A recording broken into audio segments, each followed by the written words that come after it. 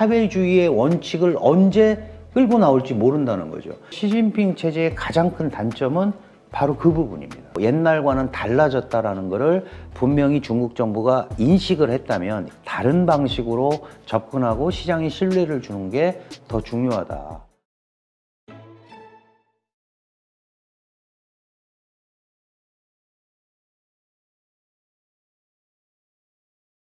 그런데 아까도 말씀하셨듯이 가장 중국 공산 국가이기 때문에 이제 결국 최고 지도자인 시진핑의 의도가 상당히 중요한 것인데 그렇게 중요하게 지금 이걸 다급하게 보는 것 같지는 않다 이렇게 말씀을 하셨단 말이에요. 네네.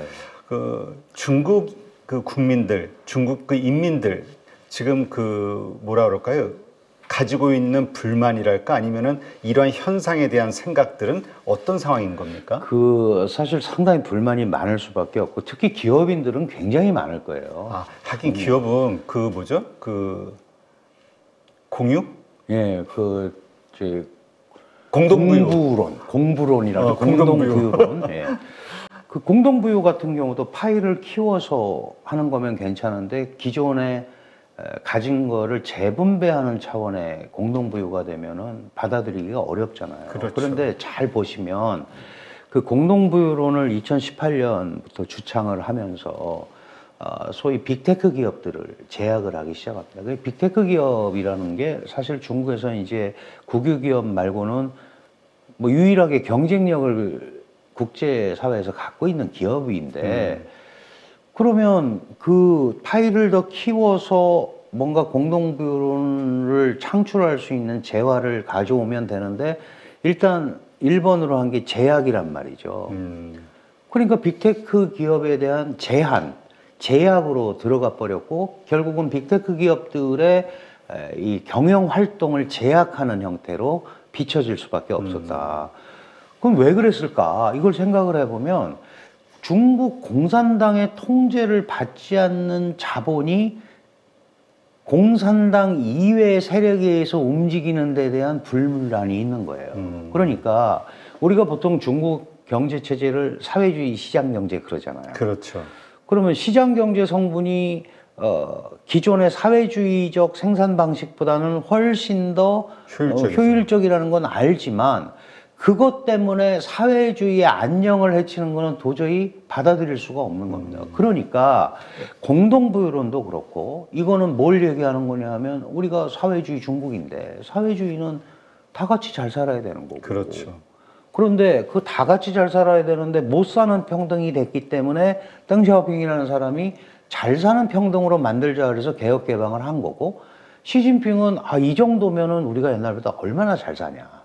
그러면 이 정도에서는 이제 우리 스타일로 새로운 중국을 건설해보자. 이렇게 이제 간 거란 말이죠. 그래서 세계 최강의 국가가 되겠다는 꿈이 중국의 꿈이에요. 중국몽. 네. 그런데 이게 계속 중국의 의도대로 가면은 좋은데 이게 그럴 리가 없잖아요. 그렇죠. 결국은 우리가 보통 이제 그런 얘기 하죠. 시장 경제가 활성화되면 아무리 규제나 이런 게 와도 시장이 그런 걸 이긴다, 정책을 이긴다 그러는데 중국은 여전히 정책이 시장을 좌우하는 거죠. 그렇죠. 그러면 결국은 직접적인 시장 경제 활동을 아무리 세게 하더라도 항상 불안함이 있는 거예요. 이 사회주의의 경직성 또는 사회주의의 원칙을 언제 끌고 나올지 모른다는 거죠. 제가 판단할 때 시진핑 체제의 가장 큰 단점은 바로 그 부분입니다. 결국은 지금 괜찮은데 예를 들어서 경기가 좀 회복이 됐다. 그래서 막 돌아가는데 또 언제 사회주의 저거 들고 나와가지고 공동부유 이제 제대로 해보자라든지 이제 미국과 제대로 한번 붙어야겠다라든지 이런 것들이 또 나올까에 대한 상당한 불안감을 가지고 있다. 시장이. 그러니까 결국은 지갑을 안 여는 거예요. 지갑을 안 열면 돈이 안 돌고. 그렇죠. 그러면 안 여니까 물건을 생산할 기업도 할 필요도 없고. 그게 악순환에 빠져버리는 이 구조를 제가 판단할 때는 정부가 어쨌든 깨줘야 된다. 그래서 정말 여러 번 저희가 그런 말씀을 나눴던 게 중국 정부의 어떤 경기 부양책에 성공하기 위해서는 먼저 그 공동부유론에 대해서 다시 좀 뒤집는, 규제하지 않는 먼저 선 정책이 나온 다음에 그 다음 정책들이 나와야 기업인들의 의욕이 살아나는 거 아닐까? 이런 얘기를 좀 했던 기억이 나는데 그게 안 되는 것 같아요. 이게 쉽지가 않은데요. 그런데 이제 작년 경제공작회의에서 12자 방침이라는 게 나왔었어요. 뭐 우리가 늘 아는 온중구진, 안정 속의 전진, 그 다음에 이진 초곤, 그 발전을 통해서 안정을 도모하는, 이제 사실 같은 거죠. 그런데 그 세 번째 네 글자가 뭐냐면 선립 후 파예요. 먼저 세우고 나중에 파괴하겠다. 그러니까 예를 들어서 잘못된 게 있으면 지금 시스템은 우선 파괴한 다음에 새로운 거를 만들었는데 그렇게 하면은 죽는단 말이죠. 예를 들어서 암 환자를 저게 좋은 수술법이 있어서 수술을 하면 살아날 수 있는데 지금 그 암 환자가 이 수술을 견딜 수 없는 몸이면 아무리 좋은 방법이라도 그거를 시행을 하면 수술을 받다가 사망할 수 있잖아요. 그러니까 그렇게 가는 것보다는 우선 큰 방향을 정하고 선립입니다, 그게. 그래서 사실은 공동부유를 다시 돌리겠다 이런 얘기는 절대 할 수가 없잖아요. 이런 우회적인 방법을 통해서 약간 뒤로 그 후퇴하는 모습이 있기는 있어요. 그런데 가끔 보면 시진핑 중국 국가주석이라든가 중국의 공산당의 소위 고위 관료들이 통일적 관리가 중요하다, 여전히. 이런 메시지를 또 계속 보낸단 말이죠. 그러면, 아, 이제 좀 바뀌나 보다라고 기대했던 많은 사람들이, 아, 여전히 그런 것 같은데? 이게 바로 이제 시장의 신뢰를, 네, 그런 부분에 대한, 조금, 뭐라 그럴까, 진전된 인식과 조치들이 좀 나와야 되지 않냐. 그런 건 저도 이제 기대를 하는 거죠. 왜 제가 이런 말씀을 드리냐면, 많은 분들이 중국 경제 위기론, 저도 이제 뭐 이런 가끔 이런 방송에서 얘기하면 저는 그렇게까지 심하게 얘기하지 않았는데 뭐 중국 경제 큰일 났다, 이제 끝이 안 보인다, 망한다. 사실 솔직히 말씀드려 중국 경제가 그렇게 완전히 망해서 한국한테 좋을 거는 없잖아요. 그렇지. 그런 의미에서. 그러면 적절하게 가야 되는데, 그러면 적절하게 가기 위해서는 중국 정부가 지금까지 해왔던 시스템을 답습을 하거나 또는 그거를 그대로 유지하면서 요행을 바라거나 이런 거 가지고는 안 된다는 거죠. 이미 구조적 위기가 왔고 옛날과는 달라졌다라는 거를 분명히 중국 정부가 인지를 했다면 다른 방식으로 접근하고 시장에 신뢰를 주는 게 더 중요하다. 그러면 정치와 경제를 놓고 정치 안정을 지나치게 강조하다 보니까 경제의 기민성을 자꾸 제약을 하는 이런 그 소위 악순환 고리에 계속 빠져 있거든요. 근데 이렇게 하면 중국 경제가 살아나기가 어렵고 세계 최강의 국가가 되기도 더욱 요원해지는 거죠. 뭐 그때 옛날부터 그 얘기 했을 때 뭐 되겠어? 그랬고 뭐 75%까지 미국 GDP 따라갔다고 그러는데 지금은 64%까지 다시 떨어졌어요. 그러니까 격차가 더 확 예, 벌어졌다고. 그러니까 결국은 이걸 지켜보면서도 계속 그걸 고집을 한다면 그거야 뭐 중국이 선택할 문제지만 별 방법이 없는 것 같습니다. 그런 부분은. 그러니까 결국 하긴 그 마윈도 그 중국의 금융 당국에 대해서 네. 불만을 공개석상에서 얘기했다가 아니라고는 얘기하지만 결국은 그 얘기죠. 뭐. 경영권 놓고 네. 뭐 하여튼 복잡한 일이 있었잖아요. 네. 기업가들이 다 표현은 이게 공개적으로 못해도 불만들이 가득 있다 이렇게 봐야겠군요. 엄청나게 많다고 저는 판단이 되고요. 다만 그거를 그 응집해서 얘기할 방법은 별로 없는 거죠. 왜냐하면 여러 가지 불이익을 받을 수밖에 없고 뭐 민간 사회는 안 그렇겠습니까? 그런데 이제 중국이라는 나라가 그게 어디까지 이렇게 골마 터지게 되면 임계점에 오면 터지잖아요. 그렇죠. 그 부러질 거냐 휘어질 거냐를 선택을 해야죠. 중국 공산당도. 저는 이제 그런 부분에 지금 와 있다라고 판단이 됩니다. 네, 참 그 힘든 상황인데 어쨌건 지금 이러한 모든 것들이 변화되기 위해서는 결국은 시진핑 주석의 변화가 있어야 되는데 그 변화에 대한 조짐은 현재 보이진 않는다. 아직까지는 없는 것 같은데요. 경제 위기가 정말 심화가 되고 그러면 사실은 시 주석의 권좌도 위험한 겁니다. 사실 우리 백지항이라고 그랬네요. 네, 그때 백지 시위 네, 백지 시위 그 코로나 때문에. 네. 그 다음에 이번 그 이붕 총리 사망했을 때에도 뭐 그 여러 가지 두려워가지고 리커창 총리. 리커창 네네. 리커창 총리 네. 했을 때에도 뭐 그런 움직임이 좀 있었고 그렇습니다. 그러니까 내부적으로도 불만들이 있긴 있는 거군요. 국민들 당연히 있다고 봐야죠. 그리고 지금 예를 들어서 이 부동산 같은 경우도 지금 빈집이 1억 3천만 채인데 한 집에 3명씩만 산다고 그래도 4억 명이 사는 데가 지금 비어 있고 그 돈이 그대로 잠겨 있는 거거든요. 그 돈이 완전히 자기 돈이 아니잖아요. 대출받은 돈인데. 이런 부분을 하염없이 놔둘 수는 없습니다. 그런데 지금 많은 이제 전문가들이 얘기하는 거는 지금 가시적인 조치를 해도 저거 해결하는데 3, 4년은 걸린다. 그럼 그거라도 보여줘야 되는데 계속 그냥 놓고 있는 것처럼 비춰져서는 안 된다는 거죠. 그게 이제 이전에 중국과 미국의 그 초창기 트럼프 시절에 관세 전쟁을 하고 막 그럴 때 이 중국의 상무장관이 그런 말을 했어요. 미국은 중국을 너무 모른다. 미국은 옛날부터 잘 살아서 잘 못 살아지면 굉장히 국민적 저항이 있는데 중국은 별로 잘 살아본 적이 없다. 근데 그게 그 인식이란 말이죠. 그냥 이렇게 해도 된다라고 하는 거예요. 그 시 주석이 그런 얘기 하잖아요. 일자리 없으면 농촌에 가서 해라. 근데 대학 나와서 농촌 가가지고 AI 뭐 이런 그 첨단 업무 하는 것도 하는 것도 아닌데 누가 가겠어요? 그런데 아직도 그런 생각을 많이 갖고 있는 거예요. 이 힘든 시기에는 우리가 줄임배를 움켜쥐고 건너가 보자. 우리 옛날에 다 그랬어. 이런 메커니즘을 가지고 계속 끌고 가기에는 중국 경제가 너무 커졌고 뭐 국제화에 대해서 여러 가지 얘기가 있지만 국제사회하고 얽혀 있기 때문에 그런 식의 고답적인 방식을 계속 유지해서는 별로 그 희망이 안 보인다. 이렇게 봐야 됩니다. 우리가 외부 세계에서 볼 때는 중국의 문제들이 참 많은 것처럼 보이거든요. 지금 뭐 말씀드렸듯이 작년에 92조의 자금이 빠져나갔다. 그 돈이 뭐 인도로 가고 있다. 인도가 부상이 되고 있다. 중국의 인구가 줄고 있다. 고령층이 증가하고 있다.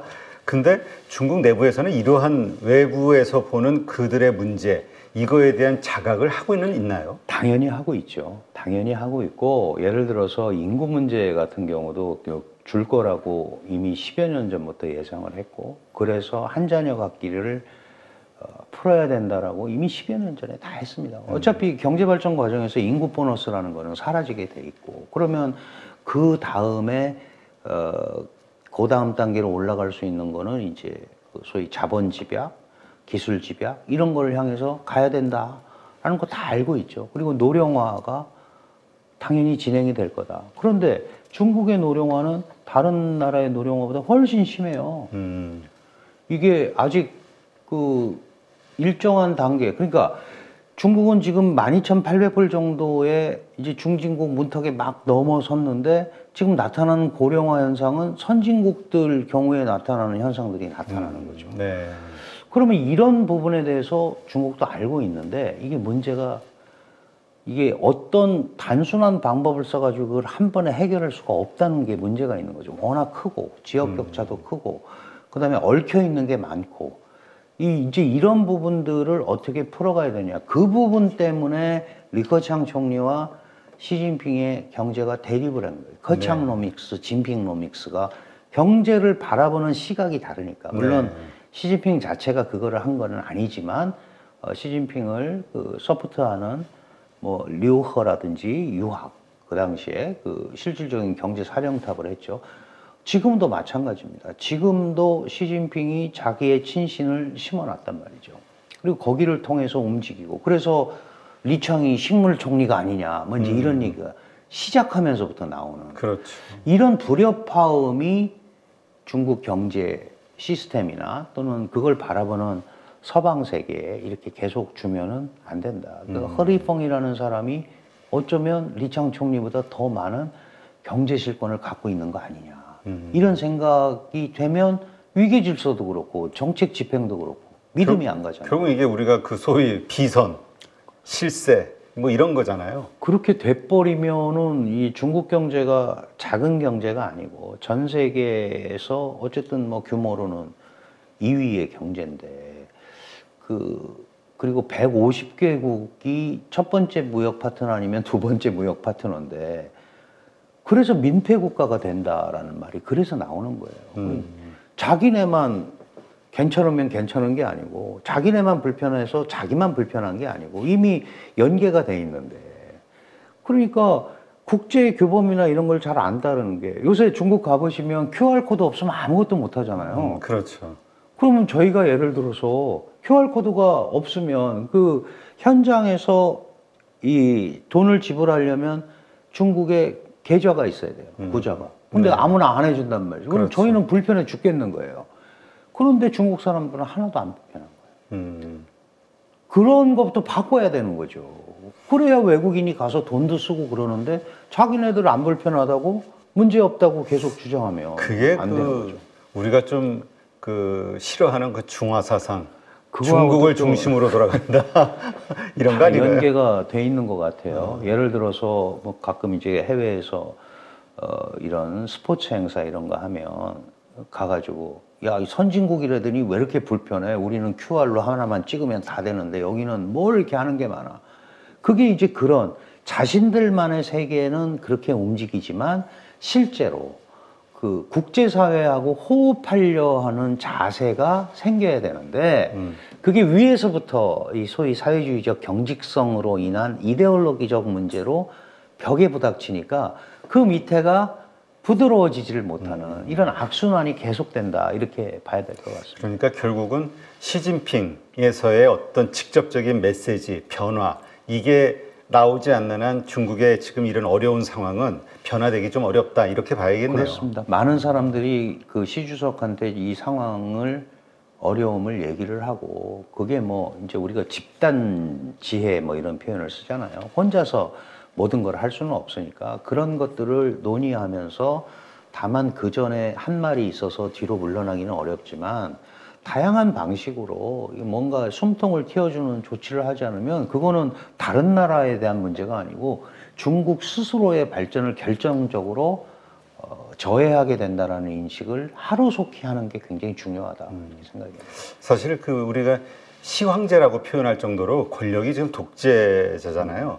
근데 어떻습니까? 그 지금의 중국 시스템 상으로는 시진핑 주석이 모든 권력을 독점하고 있기 때문에 이러한 여러 가지 안 좋은 경제 상황을 통한 어떤 반란, 그러니까 그 뭔가 쿠데타라고 얘기하기는 좀 그런데 그런 어떤 항의성, 뭐 이런 축출, 뭐 이런 가능성은 없나요? 뭐 지금 당장은 쉽지 않죠. 당장은 쉽지 않고 워낙 이제 자기가 판을 그 지난 10년 과정을 거쳐서 이번에 이제 3기 체제가 됐기 때문에 그런데 정말 민심이 흉흉해지고 중국 경제가 어려워지고 그게 지도자의 문제 때문에 예를 들어서 그렇다라거나 이렇게 되면 시진핑도 자유롭지 못합니다. 왜 그러냐 하면 어쨌든 중국의 유일당은 공산당이에요. 그럼 공산당은 1921년 창당이 돼서 지금 100년이 넘은 정당이라는 거죠. 그러면 공산당은 망하면 안 되는 거예요. 그러나 지도자는 바뀔 수 있죠. 네. 시 주석이 잘못하면 우리는 시진핑이 공산당이고 시진핑이 망하면 공산당이 망한다고 생각하지만 공산당은 안 망하고 시진핑만 망할 수도 있는 거거든요. 그래서 그걸 조금 다르게 생각을 하시면 무슨 뭐 시진핑이 꼭 축출이 돼야 된다 이런 게 아니고 자칫 잘못하면 그런 반발에 충분히 부닥칠 수 있고 실제로 그런 일이 예전에도 있었습니다. 예를 들어서 덩샤오핑이 자신은 이선에 있으면서 호야오방이라는 사람을 앉혀서 경제 정책을 개혁으로 개방으로 끌고 갔는데 덩샤오핑의 생각보다 더 개방적이었고 더 개혁적이었어요.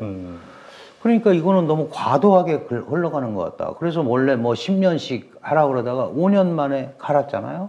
그 다음에 앉은 사람이 자오즈양입니다. 조자양.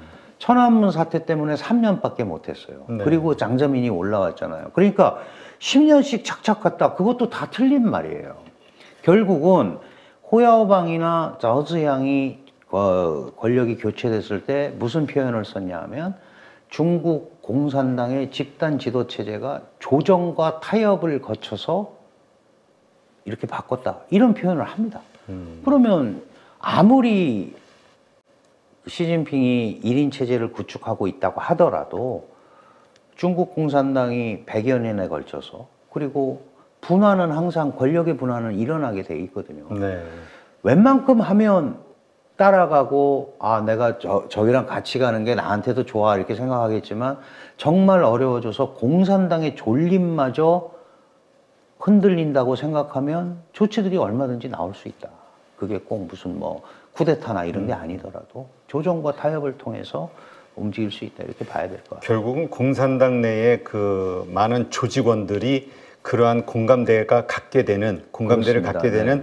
상황이 만들어지느냐 네. 이게 이제 중요하겠군요. 그렇게 봐야 될 것 같아요. 그러니까 그 결국은 민심, 그다음에 경제 상황 이런 그렇죠. 것들. 결국 그걸 보고 하는 거니까 경제가 나빠지면 민심이 흉흉해지고 대학을 졸업했는데 취업을 못하고 그럼 뭐 공부 잘해서 베이징 상하이에 와서 졸업을 했는데 고향에도 못 가고 네.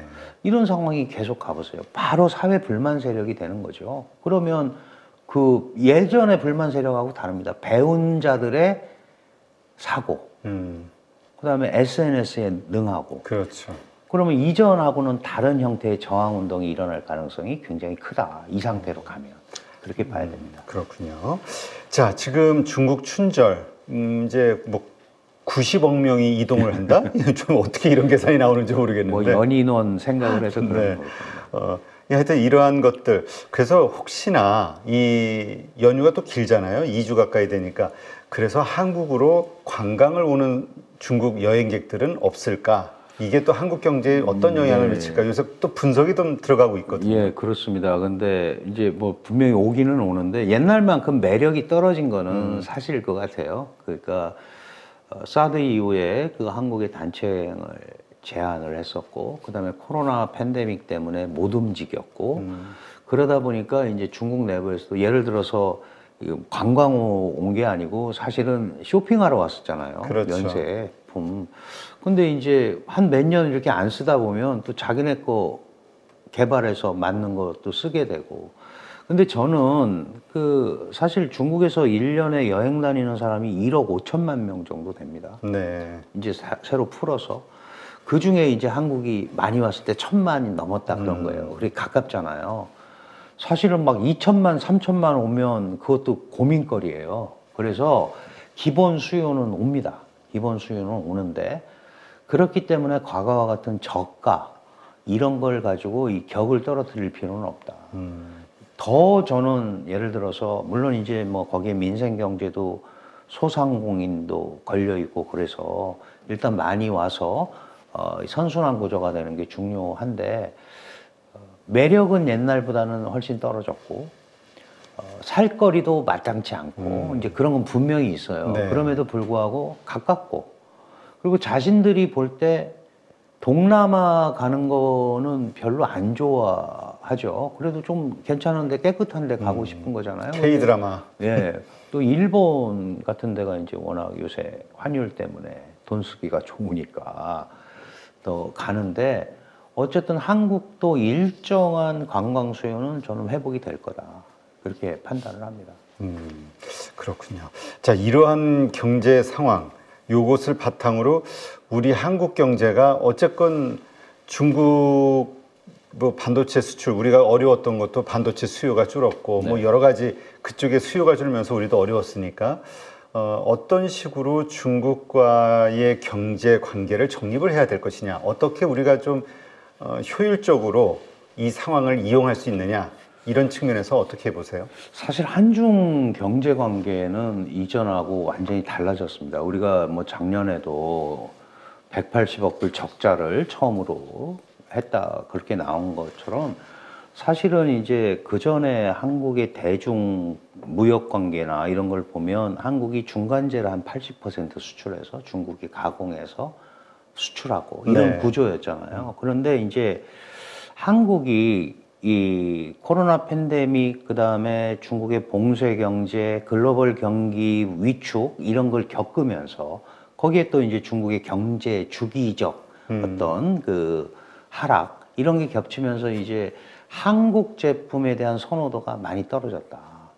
그래서 오히려 한국이 이 중간재 수요자가 되는 케이스가 더 커진 거예요. 네. 그러니까 과거에 그런 그 품목이나 형태들이 완전히 바뀐 거죠. 예를 들어서 우리가 뭐 반도체는 대체재가 없기 때문에 한국 거를 사서 쓰지만 반도체 이외에는 우리가 대중 수출해서 흑자를 보거나 뭐 이런 게 거의 없어요. 사실 네. 반도체도 뭐 작년에 안 좋아서 우리가 굉장히 이제 어려웠었는데 그 대신에 우리는 리튬 원료들을 중국에서 엄청나게 그렇죠. 들여옵니다. 배터리.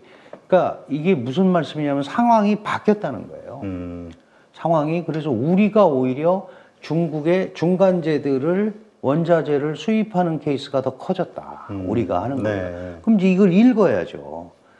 그래서 결국은 그 대표적인 게 한국이 예를 들면 반도체나 첨단 디스플레이 이런 부분은 중국의 수요가 계속 있습니다. 네. 그럼 결국 무슨 말씀이냐 하면 중국이 필요로 하는 중간재와 이거를 경쟁력 있는 걸 가지고 있어야 결국은 중국과의 교역 관계가 새롭게 재편이 된다. 이제 이런 뜻이기 때문에 지금과 같은 패턴으로 과거에 어떤 우리가 흑자를 보고 이런 거는 이제 거의 새로 나타나기 어렵다. 근데 제가 이제 그런 얘기 드릴 때마다 2000년도에 한중 교역 10대 품목과 2020년, 21년 뭐 이럴 때 10대 품목을 비교해 보면 5개가 바뀌어 있어요. 아, 그래요? 누가 바꾸라고 그런 게 아니잖아요. 결국은 그렇게 바뀌게 돼 있습니다. 그러면 우리가 거기에 적응하는 그러니까 반도체나 디스플레이 말고도 중국 내수 시장을 겨냥할 수 있는 경쟁력 있는 제품이나 뭐가 있지 않으면 이 구조를 움직이기 어렵다. 많은 사람들이 이 대중 경제 의존도를 낮춰야 된다. 그렇죠. 예, 뭐 그래서 지금 한 17%까지 내려갔어요.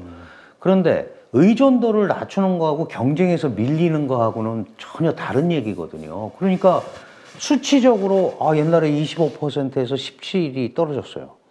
그러면 이게 시장이 다변화된 게 아니고 사실은 그 중에 상당 부분은 중국 시장에서 밀린 것도 있거든요. 그러니까 그런 숫자가 중요한 게 아니고 어떤 제품이 어떻게 기능하는지를 가지고 중국과의 어떤 흐름을 봐야 된다. 숫자 떨어져도 괜찮습니다. 그러나 분명히 그 고부가가치, 하이엔드 제품들이 움직이면서 얻으면 부가가치가 훨씬 더 많이 생기잖아요. 결국은 양국의 산업 경쟁력이 이제 보완보다는 경쟁 관계로 훨씬 많이 갈 수밖에 없는 이 현실을 우리가 이제 생각을 해야죠. 거기다 계속 지정학적 리스크도 있고 그러니까 그 과거와 같은 패턴의 그 한중 경제 관계는 이제 달라졌다라는 인식을 하고 접근을 해야 되지 않나 이렇게 생각이 됩니다. 알겠습니다. 네, 하여튼 중국 경제 요즘 그 한국의 주식 투자자들이 중국 경제를 뭐 투자한 것도 없으면서 대신 걱정을 해주는 거기가 흔들리니까 우리도 같이 흔들려서 맞습니다. 네, 네.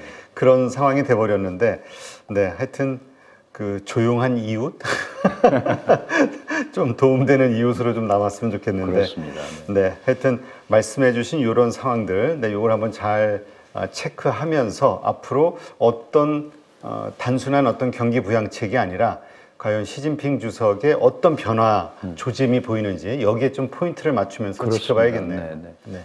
네, 이제까지 한국외대 국제지역대학원 강준영 교수님과 함께했습니다. 오늘 좋은 인사이트 고맙습니다. 감사합니다.